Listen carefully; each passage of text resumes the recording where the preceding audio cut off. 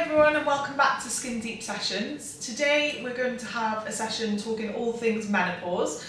So if you haven't seen us before, I'm Sarah, I'm the nurse prescriber here at Skindeep. I'm Vanessa, I'm the co-founder of Skindeep, and very excitedly we have... I'm Rachel. So I'm Rachel Hubbard. You might see me online, and I style myself as an exercise and menopause specialist, and I think that's where my kind of grounding is now. As you know, you've known me for so many years. Absolutely. I've been teaching aerobics and exercise in Aberystwyth since 1986. Can you believe that? Wow, that's amazing. But now, at the age of 63, I'm mainly teaching back care Pilates, menopause, and disco, of course, which... What made you then, what made you kind of go in and specialise on menopause then? Two things really. So I worked in university, as you know, for like 20 years, and I used to teach classes there, but I was also a personal trainer for many years. And I have, you have your regular clients like you do, and they started going, oh Rachel, I'm just putting on weight on my belly. How can I get rid of my belly? And so I do the programs. I write it out and I go, here's your exercise program, go away and do that. And they go like, I'm not losing any weight, I'm still putting on weight. And I used to think like they weren't doing the exercise, they were like, I used to call people who'd buy the videos, so like January now, people used to, do you remember those workout videos? You'd always have a celeb going like, before and after. Always in January, wasn't it? And you'd buy the video and you'd put it on your shelf and you wouldn't even watch it. Or you might watch it with a cup of tea, but not do it. So I used to think like they weren't doing the exercise, and I used to get really frustrated. And at the time I thought, I need to have more information about how do you get people who want to change to actually do the exercise. Because people want to change, people come here because they want to look different, they want to feel different. But how do you get somebody to make that difference? And so I went to sport, spoke to some of the lecturers in sports science, and I said, what about, can I do some modules in the psychology of exercise?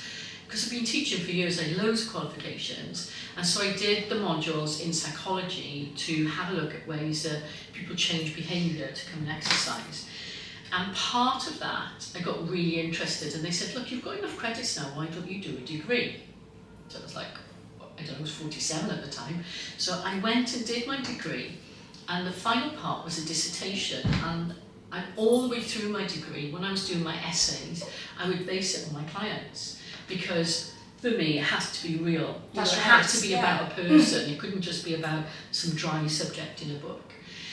And I thought what my dissertation was going to be about was how do I get women in menopause who want to do exercise to actually do it. And I did my dissertation. It was called The Self-Determination Theory on Motivation to Exercise During Peri and Postmenopause. That's what I did my dissertation on, and I recruited my clients to do the program with me, and so they're all part of my study. And that's how I started to get interested in it, because I thought like, people want to change, people want to exercise, people know exercise is good for them, but they don't do it. What makes you go from somebody who goes like, yeah, exercise is a really good idea, to I need to do something. And what's interesting about the menopause is it almost becomes a crunch point for women, kind of going like, I cannot live like this anymore. And I have to do something, because if I don't do something, I feel like I'm losing myself, I feel like I'm losing my identity, who I am. And in some ways, it's a very motivating time for women. Very. So I did that. So that's part one. And I did all the research around menopause, did my dissertation. Because that's one of the biggest things I see out there, and I experience myself is tummy fat. Tummy. In the morning we can be our normal selves, and by night time we can be 6 months pregnant. Exactly. And you haven't done anything different. You haven't eaten or overeaten, or it's just it's growing beautifully. Some of the research around this is really interesting. So we have, as you know, subcutaneous fat, pinch an inch. Remember pinch an inch? And then you have like deep fat in the abdomen, which is related to inflammation. And what they find is that perimenopause, so younger women like yourself, with your current lifestyle and exercise and eating, you will only store 5% of your body fat in the abdominal area. Okay. menopausal, postmenopausal, or going into menopause, that changes from 5% to 20% of your body fat. Wow. Even if you weigh the same, you do the same exercise and you eat the same, you change the way your fat is distributed. Is there any way of stopping that or not? Well, That's well, it's tough. It's tough because you're fighting like biology, really. you're fighting biology, and I think that's what I tend to teach now. It's all about hormones and about how your hormones change and how you have to work with the body to manage your hormones. Because if you do what you did at your age or when I was young, you know, I always had a washboard stomach. I had 4 kids. I had a 6-pack. It was just, and then I went through menopause, and even now, even with all the exercise I do now, I still have that slightly rounded tummy because that's the change in biology and hormones. And everything around that, you start to look at information, food, when you exercise, how hard you exercise, what exercises you decide to do. Right. So, I mean, we briefly touched on this before we came on to the cameras. So obviously the information that's inside us, we were talking about our omega-6 and omega-3 levels. Yeah. And you were saying how, you know, yourself, you highly rate omega-3. So by taking the omega-3, that is going to take some of the information out of or by balancing our omega-3s, that's going to take some of the information out of our body, helping our joints and things maybe? Well, estrogen modifies our hormones. So when we are, you know, menstruating regularly and we're childbearing, our estrogen levels, you know, as you know, fluctuate up and down. But when we go through menopause, it just declines. Now, estrogen is the biggest anti-inflammatory thing in our body. So things like cholesterol. So let's look at cholesterol and omega-3. So lots of women find that they go to the doctors and all of a sudden their cholesterol levels have gone skyward and they're going, oh, you've got to go on statins. And they're kind of going like, but eat healthy and exercise. Is that information you were talking about. And what they think happens is that the liver changes the way that we process fat when we go through menopause because we don't have estrogen. So estrogen helps our liver get rid of fat. Now, if we don't have estrogen and we're not taking things like omega-3, our cholesterol goes up, we have increased, even more inflammation in the gut, more body fat. So you have to think about, if this is happening, and we know this is happening, what can we do about it? So omega-3s really help your liver get rid of cholesterol. So I don't know how much science you want into this, but when we eat the fat, we want the bile to come out to the liver, wrap up the fat, take it out through the gut. Yeah. Thank you. That doesn't happen if we don't have enough omega-3. So the fat, instead of going out of the system, stays in the system. Then we get bloated feeling, then we get sluggish, we get tired, we get brain fog, and all of the things that don't motivate us to exercise. And all of the things we kind of go, why am I not doing anything about this? You know, I just think that the research now is just growing and growing and growing because, look at us, all 3 women here. Yeah. All the research up until about 20 years ago, it's all men. Yeah, of course it was. Yeah. And is it a myth then that if we go back 100 years, that the menopause was a sign of a woman, her body slowing down to end of life then? Is that a myth, or that it actually is? Well, if you look at the statistics around when did women die, so if we look back in time, women's average age would be like 65 to 70, so I'd be on my way out by now. And that is the influence of estrogen on our heart health. So coronary heart disease is the biggest killer of women in the world. Right. In Wales, Alzheimer's is the biggest killer, but based on coronary heart disease. And if you think about, have you done Race for Life? No. I have. I've done it once. I've only done it once though. Yeah. You know, the amount of research that's out there, the amount of publicity around breast cancer. So what they were saying is that the British Heart Foundation released some information last year saying in 2023, I think, 12,000 women died of breast cancer, which is horrific. Yeah. But 35,000 women died of coronary heart disease. Oh my word. Wow. And it's all down to inflammation, you know, and coronary heart health, because women aren't seen as people to have heart attacks. You'd always hear about men, don't you, having heart attacks, Yeah. and obviously women do, but it's not as well spoken about. And also, women have heart attacks in a different way to men, so it's not like the same, usually men have like a massive heart attack, and you hear about it, whereas women will have heart conditions and die of something else, maybe of Alzheimer's, but related to the heart condition. Yeah. Right. It's Okay, really interesting. Oh my God, it's just shocking. It's I mean, I know myself. I mean, I'm going through the menopause, and there's another thing. I could keep jumping around here, but HRT. I mean, I take HRT, and that changed my life dramatically. I went from having the brain fog, having the tiredness, just not knowing Not what's being going on. yourself. I Like you wasn't just myself, were. was I? You were like a different person. I mean, That's you what I guys said were in the pushing beginning. I me. wanted to find myself. Yeah. You Yeah. feel like me has been lost. Yeah. But HRT to me was a game changer. Because HRT contains the hormones that we need. So what HRT does is it supplies us with a longer period of estrogen, and estrogen's got all this protective measures to do with inflammation, to do with brain fog, because brain fog's all inflammation of the brain anyway. And some people won't take HRT, some people don't want to take HRT, but leading up to HRT, some people are on the coil, alright? I'm on the coil, and Right. I'll be honest with you, I didn't want to have it replaced because it's not the most pleasant thing, is it? And I didn't want it replaced, and you'll laugh at this now. And a doctor said to me, he said, you know what, by being on the coil, he said, you don't age as fast and your skin is better. Put it back in. I want another one. I never want to be without the coil. Because progesterone is a really interesting hormone in terms of collagen in the face, as you say. Collagen is, we lose collagen so quickly in menopause. You can see people's skin, don't they? Right? So you go for, and they have this kind of crepey, wrinkly skin. Absolutely, yeah. And you kind of go like, whose skin is that? Yeah, where did that happen? Where did that? And it happens really quickly.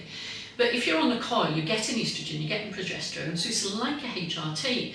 And it's like people have been on the pill. I know women who are in their late 50s, right? There's no way they're fertile, Yeah. but they're on the pill Yeah. because it's a form of HRT. There's nowhere near the same level of hormone, but anything like that supports it. It's so interesting. And I think anything that makes us feel good about ourselves and make us I want would to get say, up in the day. Like my biggest clientele are women that are perimenopausal, menopausal or postmenopausal women that are coming to me saying, I don't know what happened, but all of a sudden, I just don't look like myself. Yeah. I've lost all of this volume in my face. My skin isn't the same. Yeah.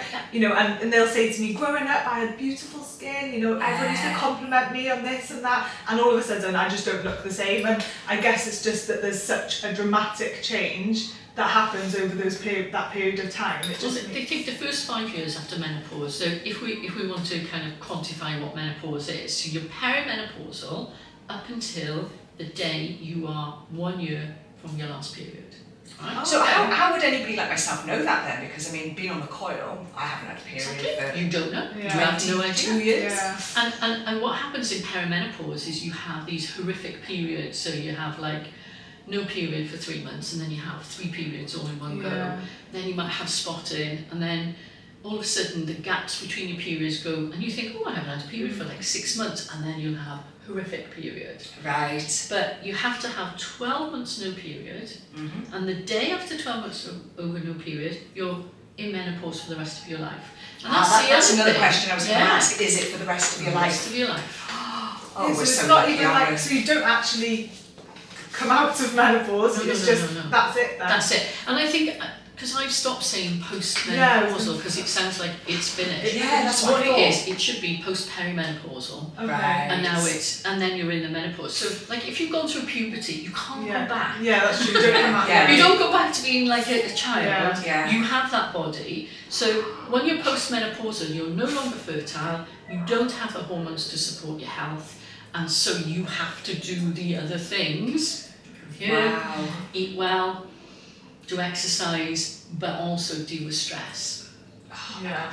It It's is fascinating. It And is, it's isn't it? infuriating that we are just not taught these things and it's not spoken about enough because, only this you day know, and and like age. we do have some form of like sex education in school and we're taught a little bit about puberty and things and what to expect, but nobody has the conversation with you of like what to expect with menopause. I or, mean, you the know. amount of people that I actually see, and we have big conversations in the room, Absolutely. you know, us women, when we're on one-to-one in the room, we talk in depth about menopause, and we're sitting there trying to work it out between us all, and going because from there's what no we, information. no. And if you had a baby, like you get a leaflet, you get time off work, and frequent not visits, everybody, health professionals. Not everybody chooses to have a baby, but every woman has menopause. Yeah. Do you get that? No. And it's so bad and it's so patchy, and it's all about exactly what you said, the conversations you have with another woman. So we're all learning from each other. There's nothing. But it's sad that it's just us women having these conversations, because again, a lot of people, their jobs are being affected by it, and their relationships, their marriage. Yeah, I mean, other people, men for instance, they don't have the knowledge, and they're not understanding what's going on with them, and marriages are ending, jobs are finishing, all because of lack of knowledge. This is so important, because there are some shocking statistics. So the highest suicide rate for females, double anything else, is in perimenopause. You know what? It doesn't surprise me, because I know what it feels like to go through. I know what it feels like, and hopefully by the time you get there, the world will be such a better place, and it'll be a lot easier for you to transition through that process. But for us, there was one time I remember, because like dementia, Alzheimer's runs in our family, and there was one time where you said to me that you thought you were going through early dementia, because women are diagnosed with early dementia when they're having the menopause. Well, I thought it because I could relate to it in the family, and I was like, oh my God, I can't remember. And obviously, HRT and everything now, and I'm taking my omega-3s, I'm taking collagen, and I'm 100% a new person. Don't get me wrong, I'm still going through, I have symptoms and things, but I'm a different girl altogether now. I mean, I'm bouncing. If you go into a nursing home, majority of the women in there, majority of the people in there are women, and as I said to you earlier, dementia is the biggest killer of women in Wales, ahead of coronary heart disease, only by like a teeny percent. But dementia, in lots of ways, can be offset or avoided, because menopause influences brain, because it influences inflammation in the brain. My father had dementia, and it was one of the things that really made me change the way I exercise, because all of a sudden you can start to see that exercise isn't simply a choice now where, shall I go to the gym? I think I should. It's like, I have to go to the gym, because otherwise I'm going to get dementia, and I'm going to get osteoporosis, and I'm going to, it's going to be the kind of thing where my long-term health is impacted, but also the long-term health of my family is going to be impacted, because they're going to be looking after me. And then all of a sudden, exercise is like an easy choice. You kind of go, right, I need to do this. And I guess that comes into the psychology of it, like you were saying, because maybe women who have always thought about exercise as a way of looking better, and they've never been concerned about the way they've looked, and they've always been quite happy, and then they have these physical changes that happen in menopause, which makes them think, I should go to the gym, but actually they're not understanding it's not even about that, it's about... But also, do you think that, they don't want to go because of how they're looking? They're not confident. They're thinking, I can't go to the gym, I can't let people see me looking like this. That's why I started teaching online. So I teach online to overcome that barrier. So I was thinking, like, what are the barriers, going back to what I said, what are the barriers to women going to do exercise? Okay, so I teach my kind of age group, probably anywhere between 40 and 80. That's the kind of age group I teach. Predominantly perimenopause, menopause women. They don't want to go to the gym because they don't want to walk in feeling stupid because they've never been taught how to use machines. They're feeling like they're really fat and frumpy, they've got no energy, they've got brain fog, they go to the machine, I can't remember how to use this flipping thing. And there's some confident 20-year-old there. And I'm just kind of going like, and you just feel excruciatingly embarrassed. 100%. So I started teaching online because you can turn up in any old kit, and who cares what you're wearing? Nobody sees you. If you go the wrong way, it doesn't matter. You can close the curtains. It's just me and you in the room, and it's fine. And the online stuff for me has been a lifeline to women who also, and I'm not talking about this age group, we're told at school, oh, you're rubbish at sport. I was one of those. Yeah, and it puts you off. Yeah. Because you already carry around with you, because you're in formative years of thinking like, I'm no good at sport. And the amount of women I've taught who kind of gone like, oh yeah, I was never picked to be in the team, you know, I was always the last one standing there. And what I've been told I've got, you know, wonky feet, or who cares? Yeah. Who cares? Just, you have to exercise to protect your information. You have to exercise to protect your brain. And what I found is really interesting is the minute women exercise in a comfortable zone where they're realising they're not doing it for what I call the before and after photo. Because if you do it for the before and after photo, you're never ever going to be satisfied. Even if you've got the best body in the world, you'll kind of go, it's not quite right. Yeah. It's a stupid way to think of your body. Yeah, what you have to think about it is... That's social media though, I think, today as well. Yeah. Yeah, but if you think, I'm working for my heart, I'm working for my liver, I'm working for my cholesterol, I'm working for my Brain. lungs, Yeah. my brain, and not to be a burden, to anybody, not to be ill, to be able to retire and still be healthy and active. You know what, you've just put the nail on the head there. That's how we all need to think, isn't it? Yeah, Because I think as a absolutely. nation we are thinking of that before and after Yeah. picture. Oh, Whereas, all of us want to retire and we all want to have a nice, healthy life after retirement. And I think we need to change our mindsets around Absolutely. exercise and the reason we're doing it. And if you come to any of my classes, Lynn will tell you, they're awful. And it's because all of a sudden you've got a group of people who aren't doing it to kind of say, hey, look at me. They're doing it because they go like, I feel good. I feel good inside. I feel good about myself. I feel like I'm doing something good for me. And that is the best kind of way to get people to exercise. Because the minute you start to exercise, you feel better. It's like taking HRT. Yeah. You feel better, you go, you'll have to fight me to take that HRT off me. Yeah, absolutely. If anybody does it, you know, it's that kind of thing where I'm on HRT, and I'm a kind of woman, and we haven't even talked about this, is the women who go through cancer. But when you go through cancer, your menopause is immediate, whether you're 35 or Wow. whatever, because usually the treatment destroys your ovaries. Oh my word. And so women who've had breast cancer have to do breast cancer and menopause at the same time. Oh my God. I didn't know that. I didn't know that. Wow. Bowel cancer, the same. So the minute you start to have chemotherapy or radiotherapy, there's such a small chance of your ovaries lasting. Or women who've had, say, endometritis, have had their womb removed. They leave the ovaries behind quite often, but the ovaries have to function with the womb. So without the womb being there, the ovaries start to shrivel much quicker and they start to go through perimenopause much earlier. And where is this information? You know, where is this information? Yeah, I mean, that's the first I've ever heard of, you know, of that, to be fair. So it's like, wow, that's a shocker. It's scary, isn't it?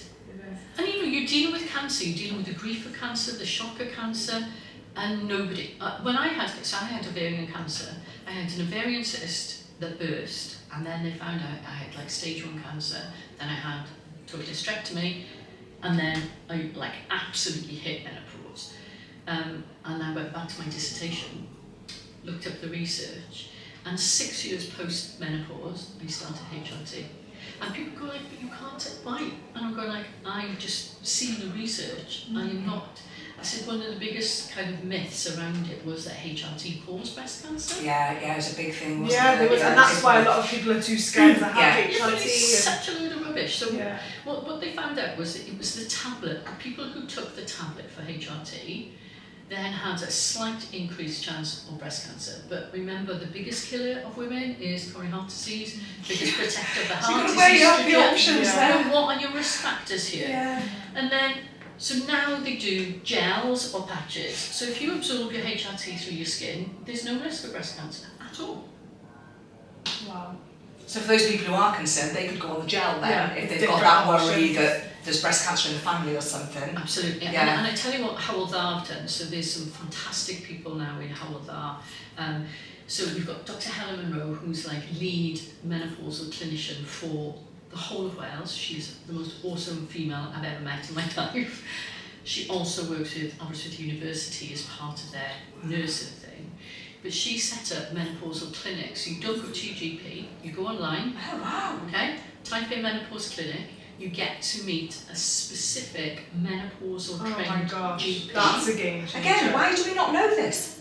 I'm telling you. Yeah, brilliant. Meet your menopausal GP, they can prescribe your HRT, because 9 times out of 10 when you go to the doctor and you're in perimenopause and you go, I feel rubbish, they go, have some antidepressants. Yeah. You know what? I'm obviously on it now, right? But I went to the doctor on 5 different occasions over 2 years, and in the end, when on the day I actually got the prescription, I actually went in there saying, no, I want it. Yeah. I need it. Yeah. And they gave it me, but only because I insisted. Yeah. But up until that point, I had nothing. They wouldn't. That's what they say. They say women will be misdiagnosed 5 times. Fibromyalgia, early onset dementia, depression, anxiety, Not the insomnia. thing that every single woman goes through. You have to go through all of those other diagnoses, not the obvious. And they give you drugs, Yeah. right? Antidepressants has no influence on menopause at all.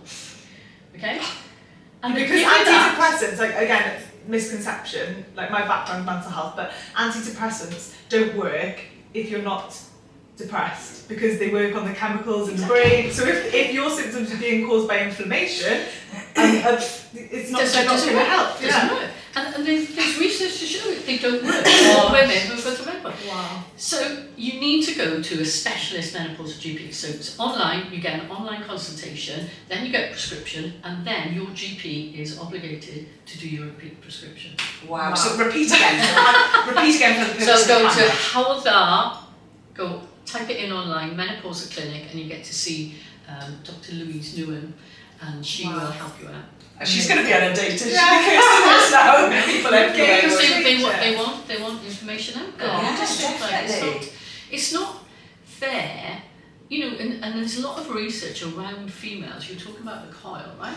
About how women are dismissed for their injury. So you're given a coil with no pain relief, right? They say that's one of the most painful things a woman can go through. I agree. And because doctors just kind of go, yeah, but a woman, you're used to dealing with pain because you had a baby, have the coil, and women are underprescribed painkillers, are underprescribed hormonal health, and are often dismissed of you going through the change. Yeah. Isn't it ridiculous? Get the female doctor. Absolutely ridiculous. Wow. Well, you know what? I could actually talk to you for Amazing. hours, and I definitely, I would like to invite you back for another chat. Yeah. Because you've got so much knowledge there. My head is full of it. It's like, and I could just keep feeding it out of you because it's so Yeah. good. So I think what I am going to suggest is, you know, we will have another meeting with you if that's okay. Maybe And we then- could get some questions. Yeah, If anyone's got some questions that they want to kind of ask, then we can. Yeah, and we'll do a it follow again. up in a couple of months, and people feed into that. Yeah. And then I think underneath in the bio, we'll also add your links for your exercise classes and your online, because I think there'll be a lot of people after listening to Feel this more today, confident. you know, who would want to do this, and perhaps join some of your groups, because I'm part of the Wine and Wine group, you know, and it's, you know, the groups are great because it's you don't always have to interact, but it's nice to hear, oh my God, I'm going through that as well. That, you know, I'm not the only one. And I think that's the thing, is that feeling isolated, that it's you that's the issue, because the information out there, you know, there's something wrong with you, and that everybody else seems to be managing, you know, that is a big issue. But when you go into a group and then you see normal people around you doing normal things, and everyone's got their little bits, you kind of go like, okay, I am actually just a human being going through a process. What can I do about it? And I think that sense of community where you interact is crucial. Because if you don't have community, if you don't have things like podcasts where you're sharing information, women get more and more isolated. They stop going out, they don't socialise. Yeah, I agree. Yeah. You know, they stop what they're doing, their lives become smaller and smaller and smaller, and it's not good. It's not good for anybody. It isn't. Well, I'm already feeling inspired just I'm from this talk. I'm just thinking all these things I need to start doing now. Yeah. That's going to help me. That's the later thing, down you know, the line. we should be teaching girls, not women, girls, the importance that exercise is good. And we need to, and I think this generation coming through have got much better kind of thing to say, like, you know, you can't think about girls are supposed to do sport like this, or girls are supposed to look like that. You kind of go like, look, you want to future-proof your health, these are the exercises you need to consider. Yeah. In a very practical way that's open to everybody. And anybody can do exercise. If you're in a wheelchair, if you, it doesn't matter if you're overweight, you can all do some kind of exercise. That's right. There's no everything can be adapted. There's nobody that can turn around and say I can't exercise because like I say, everything can be adapted. They can And they move should. away from exercise being like a vanity thing. That's the problem. That just annoys me so much. But that is the problem. Well, Rachel, thank you so much. Thank you so much. That's good. I Absolutely enjoyed that. fantastic. Thank Good. Yeah, Well, to finish up. Yeah, so thanks for joining us. We'll pop all of the links in the bio, and like I said, if you've got anything that you want to ask, feel free to drop any comments, and hopefully we'll get you back again to do another session. Good. Brilliant. Thank you.